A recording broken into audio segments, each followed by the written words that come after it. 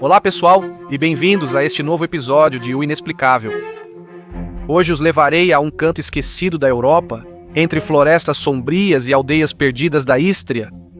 Ao longo daquela costa banhada pelo Adriático, que outrora era repleta de superstições, rituais arcaicos e medo. Sim, porque o que vou contar não é uma fábula nem uma história inventada para assustar crianças. É um fato presente nos registros oficiais, transmitido pela história e escrito por quem o viveu. Ou pelo menos é o que dizem, a história de Yuri Grando, o primeiro vampiro documentado de que se tem registro. Um cadáver que não queria permanecer na tumba. Segundo as crônicas, um ser voltava à noite, batia nas portas das casas da vila e espalhava terror entre os habitantes. Vocês estão prontos para sentir um arrepio na espinha? Aqui está a verdadeira história de Yuri Grando, o primeiro vampiro documentado.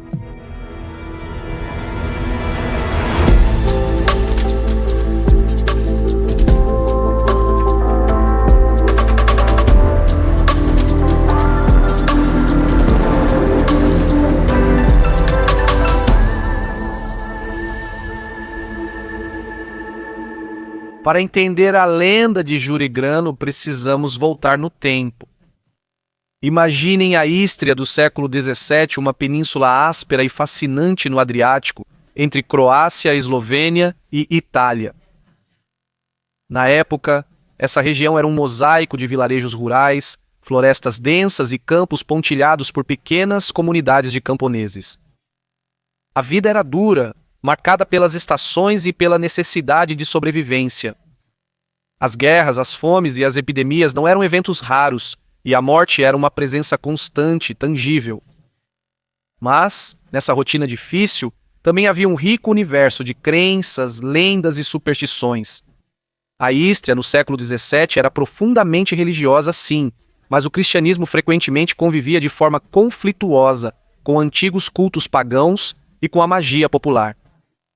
Tudo inexplicável, desgraça, doença ou morte súbita podia ser atribuída a forças obscuras. E é nesse clima cultural que a figura do vampiro encontrava terreno fértil.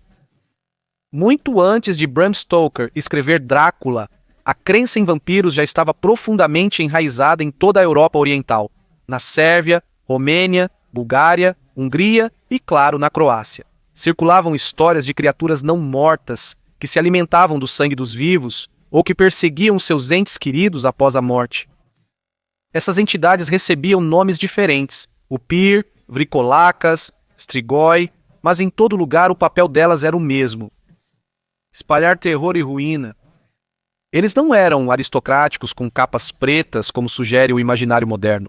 Eram seres horríveis, geralmente camponeses comuns que, após morrerem, voltavam para assombrar as aldeias. E as comunidades rurais acreditavam firmemente nessas ameaças. Os relatos de vampiros não eram contos de fadas, eram considerados crônicas reais, tanto que autoridades religiosas e civis intervinham oficialmente em casos suspeitos. Em muitas áreas, era prática aceita exumar cadáveres para verificar possíveis sinais de vampirismo. Corpos aparentemente intactos, sangue fresco na boca, unhas e cabelos crescidos. E é nesse mundo impregnado de medo e superstição que se encaixa a história de Yuri Grando, um simples camponês do pequeno vilarejo de Kringa, na Ístria, cuja morte ou suposta não morte entraria para a história.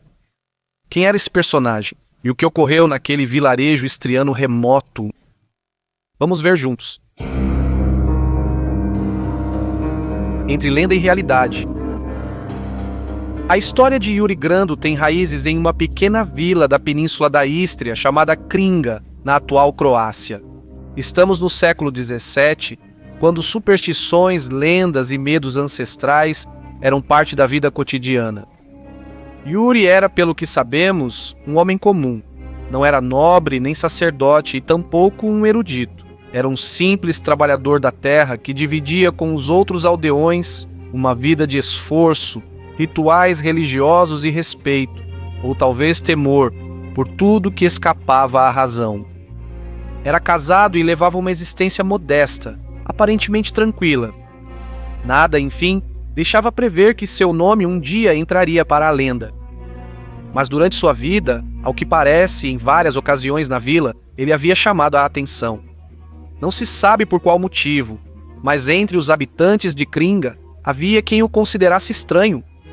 Dotado de uma atitude peculiar em relação aos vizinhos, talvez reservado demais ou, ao contrário, excessivamente extrovertido. O fato é que várias pessoas suspeitavam que ele praticava artes mágicas. Rituais que aos poucos o afastaram da sociedade local e o tornaram um forasteiro. Tudo mudou em 1656, quando Yuri Grandon morreu. Não existem documentos que atestem as causas de sua morte. Presume-se que ele tenha sido vítima de alguma doença, talvez até mesmo tuberculose. Ele foi sepultado com rito cristão no cemitério local, e aqui a história poderia ter terminado. Porém, só após seu sepultamento os acontecimentos tomaram um rumo inquietante. De acordo com relatos da época, o túmulo de Yuri logo deixou de ser silencioso. Na verdade, os primeiros sinais de que algo não estava certo surgiram poucas semanas após o seu funeral. Os moradores da região começaram a afirmar que conseguiam ouvir sons estranhos no meio da noite, que nunca tinham percebido antes. Batidas de origem desconhecida nas portas de entrada, estalos inexplicáveis nos telhados das casas, frequentemente acompanhados por gemidos abafados de origem sobrenatural. Nada justificava esses fenômenos. Não demorou muito para que se espalhasse o boato de que a vila estava sob a influência de uma terrível maldição, mas, pelo menos no começo, ela não foi associada ao desaparecimento de Yuri. Até que surgiram as aparições. Alguns moradores relataram ter visto Yuri Grando vagando entre as casas, vestido com as mesmas roupas com que foi enterrado, pálido como a lua e com um sorriso monstruoso no rosto. Pelo que diziam, a figura não tinha nada de humano. Parecia a de uma criatura maligna que vagava sem rumo pelas ruelas da vila. E em pouco tempo, as histórias começaram a falar também das terríveis consequências sofridas por aqueles que tiveram o azar de receber a visita de Yuri. Alguns disseram ter ouvido ele bater 3 vezes na porta de moradores da vila, e no dia seguinte, alguém daquela casa morria sem explicação. Com o tempo, essas testemunhas ficavam cada vez mais numerosas. Os boatos se espalharam como uma doença. Yuri nunca morreu. Ele se tornou um strigoi, e todos na aldeia foram tomados pelo pânico. Mas o que significa strigoi? Na tradição estriana misturam-se influências eslavas, romanas e venezianas. Era uma criatura noturna, um vampiro feiticeiro que ressurgia do túmulo, sugava a energia dos vivos e causava doenças, infortúnios e morte. Diferente dos vampiros literários surgidos no romantismo, o strigoi, também chamado de stregon, fazia parte de uma crença popular enraizada, concreta, vivida. Era percebido como uma ameaça real. Com os anos, os relatos ficaram mais sinistros. Alguns diziam que Yuri invadia casas e sentava no peito das mulheres para sufocá-las. Um comportamento que remete inevitavelmente aos súcubos, seres demoníacos conhecidos por se alimentarem da energia vital de suas vítimas exatamente dessa forma. Outros afirmavam tê-lo visto correndo pelos campos, gritando e rindo, enquanto os cães o perseguiam ou se escondiam, soltando uivos desesperados provocados pelo terror. Mas cuidado! Até a viúva de Yuri ajudou a espalhar esses boatos sobre o marido. Em vez de tentar desmentir os boatos, ela confirmou o que os habitantes da aldeia diziam. Um dia, ela teria ido à casa dos vizinhos chorando para fazer uma confissão. Meu marido Yuri volta toda noite do túmulo para me atormentar. Ele aparece na frente da minha cama e me encara com olhos vazios, rindo sem falar. Não consigo mais dormir, estou tranquilo. Nesse ponto, a vila entrou em completo pânico. Ninguém ousava mais sair depois do pôr do sol com medo de encontrar o morto-vivo. As portas eram trancadas com tábuas de madeira, as janelas seladas com cruzes, alho e símbolos sagrados. As famílias rezavam juntas, esperando que a maldição sumisse. No entanto, seria preciso mais do que orações para vencê-la. Quanto mais os relatos se acumulavam, mais o medo crescia. Um medo coletivo e visceral se espalhava por todos os lugares, casas, campos e até na igreja. Para muitos, se não todos, já não era mais superstição. Havia realmente algo ou alguém que estava assombrando Kringa, e era necessário agir para se livrar disso. Mas o que exatamente poderia ser feito? Com essa pergunta pairando no ar, passaram-se nada menos que 16 anos. 16 longos anos em que a sombra de Yuri pairou sobre a vila. E quando o terror atinge o auge, as pessoas criam coragem e são levadas pelo desespero a tomar decisões, no mínimo drásticas ou, para ser mais exato, aterrorizantes.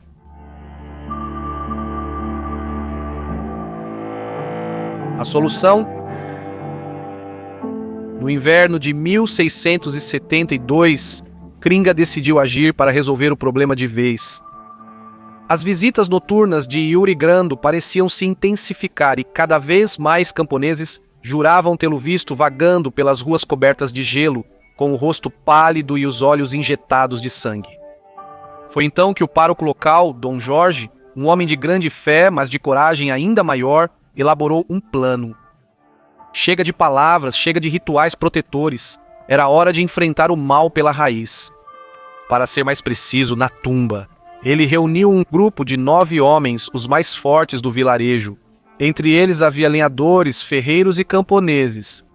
Homens endurecidos pelo trabalho, acostumados a encarar a morte de frente. Munidos de cruzes, estacas e armas simples, os 9, liderados por Dom Jorge, foram ao antigo cemitério na neblina. Ao chegarem ao túmulo de Yuri Grandos, o padre começou a recitar exorcismos em voz alta. Cada palavra ecoava no ar gelado, desafiando a escuridão. Mesmo assim, os esforços não surtiam efeito. A sensação opressora e o frio antinatural persistiam, deixando claro que só as orações não bastariam. Foi então que o grupo tomou uma decisão drástica: abrir a tumba e pegar o morto-vivo de surpresa. Com mãos trêmulas, mas decididas, começaram a remover a laje de pedra que selava o sepulcro. O silêncio era absoluto. Apenas o som do metal e da pedra quebrava o ar. Quando finalmente a tampa do caixão foi levantada, o grupo foi tomado pelo horror. O corpo de Yuri Grando jazia ali aparentemente intacto. O rosto avermelhado, os lábios inchados como se o sangue ainda corresse por eles e um sorriso estampado no rosto. Um sorriso sarcástico que desafiava todos. No corpo dela não havia nenhum sinal de decomposição, nenhuma marca do tempo passado. Segundo o relato transmitido pelas crônicas diante daquela cena, alguns dos homens fugiram tomados pelo pânico. Mas os mais determinados, inclusive o próprio padre, permaneceram ali, decididos a pôr fim àquele tormento. Restavam poucas alternativas além de tomar uma atitude extrema. Um deles, provavelmente o ferreiro, ergueu um machado afiado e trocou um último olhar cúmplice com os presentes. A lâmina desceu com força no pescoço do cadáver, mas decapitá-lo não foi fácil. No primeiro golpe, dizem, o corpo soltou um gemido arrepiante. No segundo, a cabeça foi decepada, e com isso, ao que parece, cessaram também as aparições noturnas. Com esse gesto extremo, a maldição de Kringa chegou ao fim. Desde então, a vila voltou à sua vida normal. Mas a lembrança daquele evento e daquele ser que desafiou a morte ficou marcada nas crônicas e nos corações dos habitantes. O primeiro vampiro documentado da história havia sido finalmente derrotado, mas certamente nunca seria esquecido. Entre as cidades amarelas. Vocês provavelmente se perguntam como e por que a história dos Ural Grandos sobreviveu por séculos. Como ela conseguiu chegar até nós? Para responder, precisamos voltar no tempo, até 1689. Naquele ano, um nobre e estudioso de Czernich chamado Johann Baikar von Valvassor publicou uma obra monumental, Die Ehre des Herzogtums Krim, ou seja, a glória do Ducado da Carniola. Um vasto compêndio de histórias, tradições, geografia e cultura da região que hoje é a Eslovênia, e antes incluía a Ístria. Neste tomo de mais de 3.000 páginas com descrições de costumes e crônicas, Valvassor também relatou este episódio arrepiante, a história de Ural Grandos, justamente. Mas a forma como ele fez isso é surpreendente. Valvassor, na verdade, não escreveu o relato como uma lenda popular qualquer. Pelo contrário, ele o documentou como um evento realmente ocorrido, baseando-se em testemunhos diretos de pessoas do local. O próprio autor declarou ter contado as histórias de quem havia presenciado os eventos ou havia se envolvido neles de forma fiel e totalmente objetiva. Além disso, o estudioso era erudito e atento, dificilmente acrescentaria relatos fantásticos a um fato que julgava real. Contudo, é importante lembrar que ele escrevia quando as fronteiras entre realidade, crônica e folclore eram bem mais tênues que atualmente. Fenômenos sobrenaturais eram frequentemente vistos como possíveis ou prováveis. O contexto cultural da Ístria do século XVII, marcado por superstições, medos antigos e crença nos strigoi, facilitava o surgimento e a permanência desses relatos. Devemos lembrar também que Balbazor não foi testemunha direta. Ele recolheu o caso várias décadas após os supostos eventos e o registrou no papel, mais como uma crônica oral do que como um relato verificado. Ou seja, já se transmitia uma lenda, mesmo ainda viva na memória coletiva. Foi graças a essa obra que a história de Yuri Grando não se perdeu. O relato atravessou séculos, recontado por escritores do folclore e entusiastas de mistérios, fortalecendo o mito do vampiro antes mesmo do Conde Drácula de Bram Stoker. Hoje, a história de Yuri Grando continua viva nas pesquisas históricas, nos livros de ocultismo, nos documentários e, naturalmente, nos contos populares da Ístria, onde a figura desse vampiro ancestral nunca deixou de exercer um fascínio sombrio. Mas uma coisa eu preciso absolutamente destacar. A de Valbassor é o primeiro registro escrito de todos sobre o fenômeno dos vampiros, que diz respeito a uma pessoa real, descrita como vampiro, justamente. Aliás, esse texto foi retomado no ano seguinte por Erasmus Francese e, em 1855, por Johann Joseph von Goerres, autor da obra La Mystique divine naturelle de Aboulik. No entanto, acrescentou detalhes fantasiosos sobre a esposa Ivana, o vampiro que chora ao ver um crucifixo e as dificuldades de cravar uma estaca em seu coração. Segundo a tradição, neste ponto surge espontaneamente a pergunta: o que há realmente por trás da história de Yuri Grando? Ele era um vampiro que voltou do túmulo para assombrar os vivos? Ou há explicações mais racionais, capazes de dissipar a aura de mistério que ainda hoje envolve esse antigo relato? Chegou o momento de deixar a palavra para a ciência. Também neste caso, como no da última vampira da América, um ponto que chamou a atenção na época foi que, segundo testemunhas, o corpo de Yuri Grando ficou intacto por 16 anos após ser sepultado. Quando os habitantes da aldeia desenterraram o caixão, encontraram seu cadáver aparentemente incorrupto, com um sorriso sinistro estampado no rosto. Mas a que esse fenômeno poderia ser atribuído? Como mencionado antes, especialistas em medicina legal atribuem a conservação do corpo a condições ambientais específicas. A região kárstica da Ístria é conhecida por seus solos ricos em calcário e por suas cavernas naturais, que podem favorecer um microclima seco e pobre em oxigênio. Esses fatores, junto ao sepultamento em caixão lacrado, poderiam retardar bastante a decomposição.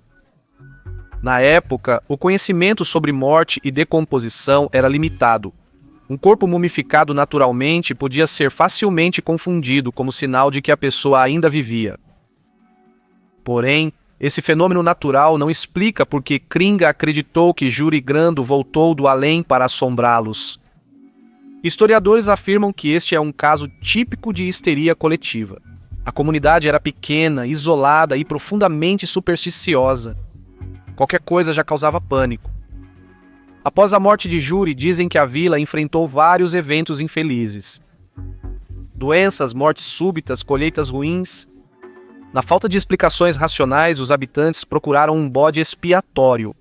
E quem melhor do que um homem já suspeito em vida de estar ligado a forças obscuras? A sugestão ganhou força, alimentada por boatos, relatos assustadores e rituais de proteção. Todo som ou sombra à noite era atribuído ao vampiro. Em pouco tempo, bastou muito pouco para que toda a aldeia se convencesse de que Juri Grando estava andando novamente entre eles. Mas não termina aqui. Nesse clima de medo, a religião teve um papel fundamental. Como eu dizia, no século XVII, a Europa era atravessada por um fervor religioso que, querendo ou não, muitas vezes se entrelaçava com a superstição. Parecia que a população da época não distinguia a linha entre crença popular e fé. É por isso que o pároco de Kringa decidiu participar pessoalmente da exumação do corpo de Juri e do exorcismo de seu túmulo. Sua presença apenas legitimou as crenças sobre o pobre camponês. Porque não há dúvida de que a Igreja Católica da época não excluía a existência de forças malignas e encorajava rituais de purificação para combatê-las? A figura do vampiro também se encaixava bem na narrativa cristã do pecado e da nação eterna. Um homem maligno, sem paz após a morte, servindo de aviso contra tentações terrenas.